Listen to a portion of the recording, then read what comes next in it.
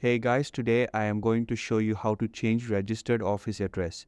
First, you must notify Companies House, which is the official registrar of companies in the UK. This can be done online using the Companies House service, which is the quickest and most efficient method.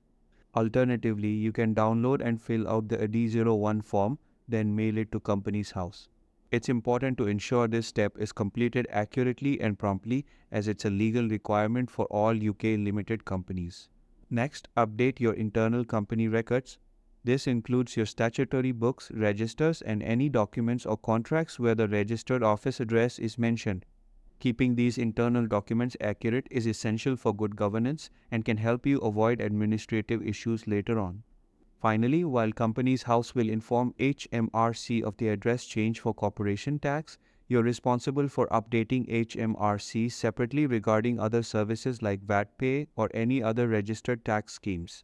For example, use the VAT 484 form to update your VAT address. Always ensure all the relevant departments are notified to maintain full compliance and avoid disruptions in communication or service.